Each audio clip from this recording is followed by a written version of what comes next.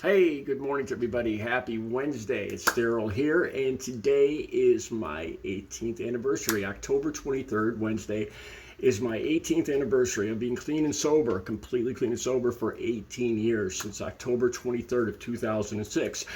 And I want to do several videos today. This is going to be a short video, and I thought about what I wanted to do this first video about. And I'd like to do something important, something that might actually make a difference and help somebody, as opposed to just patting myself on the back. I've done enough of those videos. And I'm going to have to watch what I say because it's a monetized channel. So I'm going to say certain substances, mainly stimulants is what I'm going to address here. And this affects a lot of men. Okay, what was one of the hardest things in the first years of recovery that I had to deal with? And it was sexuality. I'm not going to get into the whole medical aspect of this, but when you're dealing with stimulants, and especially men, I know it affects women too, it affects your sexuality, and it affected mine. Let me say this.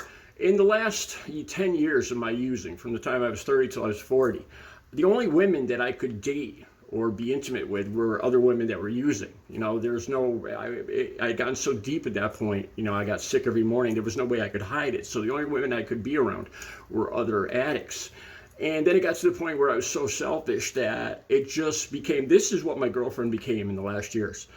My girlfriend became the actual drugs and adult materials, magazines, and back then it was DVDs. As sad as that sounds, that my relationship, my girlfriend, was those two things.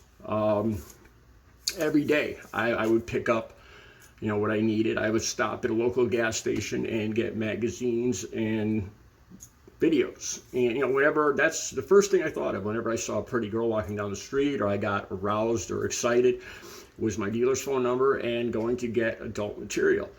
And it made me feel hopeless once I got clean and sober, because I was thinking, how am I going to be able to be in a relationship? How am I, the rest of my life, how am I going to be able to get a girlfriend, being clean and be intimate, when it triggers that using it, going to my dealer's phone number. So for the first years, the first 2-3 years, I could stay completely away from any type of adult materials. Here's the good news. The two things did separate. And the 7 years of being clean and sober, I actually got into a good relationship with a woman that was clean and sober. And then I got into another relationship for like 5 years with another woman that was completely clean and sober. So the two things do separate. There is hope, but you have to stay away. It's one of the hardest things I had to deal with. I'll be back later with more videos.